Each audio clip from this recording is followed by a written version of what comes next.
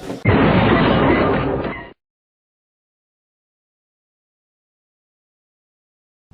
guys, welcome back. Today is Tuesday, June... I don't remember what day it is. I think it's the 16th or the 17th. At any rate, it's a Tuesday in June. And I'm here at the local mall. I got a ticket to see Jurassic World.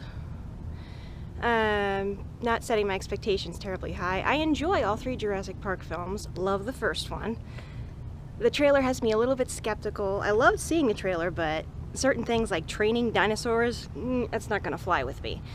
But it's about a half hour till the movie starts. I already got my snacks, and as soon as, maybe it's about 15 minutes till it starts, I'll go ahead and pop in, and afterward I'll let you know how the movie was. But to see a movie was not my original plan today. My original plan was to upload my vlogs, but when I went to Starbucks this morning, it said it would take 2 hours to upload a 10-minute HD vlog. So I'm gonna try that again when the thing's plugged in. I may end up falling drastically behind on uploading my vlogs, depending on how often I can get connected to the internet. Anyway, I'll see you later. Bye guys. Well, I could not get a chance to get back on this thing again until I got home, but there is, as always, good news and bad news. The good news is I had a fairly good day, especially with the movie. The bad news is I was not able to get anything accomplished online. The application I was filling out needed information that I did not bring with me. Oh! I couldn't even upload one of my vlogs because the internet at Starbucks was so slow it would have taken 2 hours to upload one video. And I was not there for 2 hours. In other news, I would like to give my full review of the film Jurassic World. I do not have the name of the director, which is terrible, but I know it was not Steven Spielberg. He executively produced it. Music by Michael Giacchino or something like that. He's the same guy who did the music for the new Star Trek and for Up. Oh yes, here be spoilers, so if you have not seen the movie, stop watching now if you don't want to be spoiled. Short of it is, two boys are sent on a vacation by their parents, who are apparently going to get a divorce, another cliche, to Jurassic World, which by now has been running for about 22 years. And the theme park owners want to up the revenue because they see people treating dinosaurs as just another zoo animal. I mean, good grief, they've got a petting zoo with a bunch of little herbivores, and they've got little kids riding baby triceratops. The older kid is not very interested in it. The younger kid, about 10 years old, is dinosaur crazy. He's got dinosaurs all over in the room, and he's running around, and the older kid's like, yeah, whatever. Their aunt is one of the top people in charge, and she's the typical, you know, career woman, can't be bothered with family, and she hasn't seen her nephews in about 7 years and barely says hello to them, doesn't even spend time in the park with them like she promised and like their mother had promised the kids. And to me, that's like some aunt.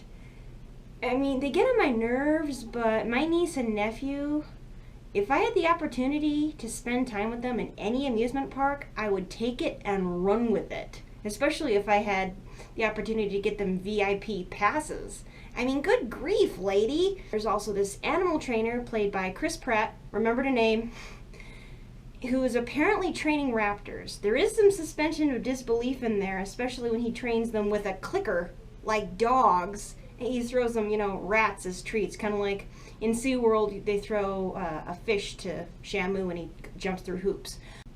Of course, it being a Jurassic Park movie, it does not take long for something to go awry, like a Franken-dino, to bring more visitors into the park, gets loose and runs amok, starts eating people at a very alarming rate and killing other dinosaurs for sport. You heard that right, for sport. It devastates a whole herd of brachiosaurs.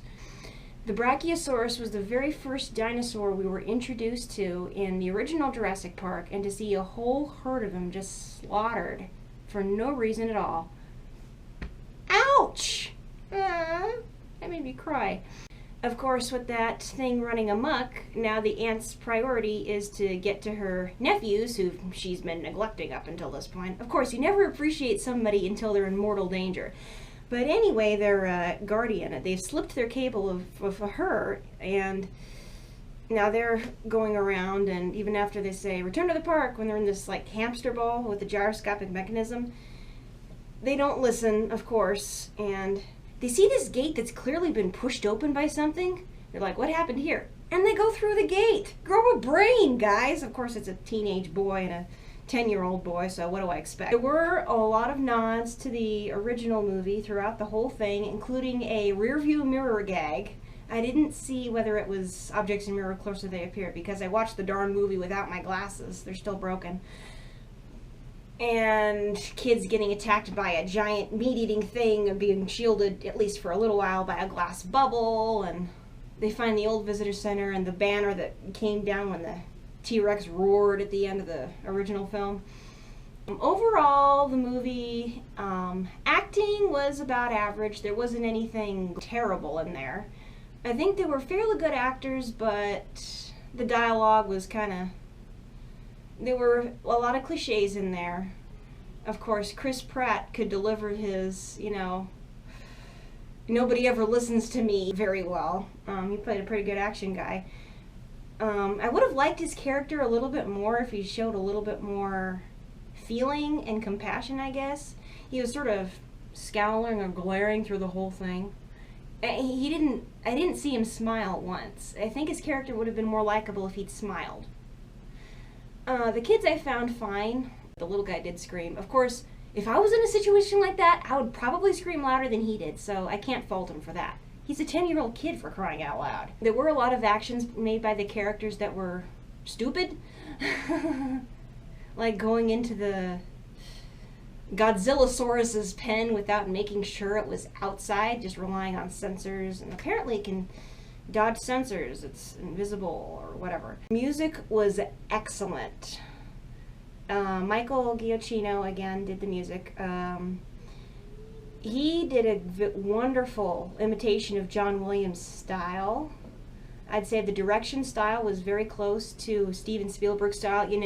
When somebody got eaten, you didn't see the whole gore. I mean, you saw people getting chomped on and blood spattering. You hear crunches and terrified screams, but you didn't see anything gory. Mostly it was hidden by bushes, like in the first one, which I appreciated. I don't like gory movies. The special effects I can't comment on because, like I said, I watched it without my glasses, but from anything I could see, they were fairly up to date, typically good. Overall, it's a pretty good popcorn flick. I don't know if I'll end up buying it. Probably not. I may see it a couple more times, either rent it on DVD or see it again when it comes to the dollar theater. I know my dad and the male members of my family would probably like it. But like I said, it was a fun ride. If you like the original Jurassic Park, the music and little bits of nostalgia here and there, and if you like monster movies, you'll love it. And if you go in with don't expect anything philosophical or groundbreaking, but it's just a fun summer blockbuster that's a nice way to spend a couple of hours. And if you don't feel like forking out a whole bunch for the 3D, go for the early bird special. That's what I did. I got in for the first showing of the morning, 10:05, only paid about $5.25. And of course that may be only in my city, but still. Anyway, that is my review of Jurassic World. Watching that movie has inspired me to see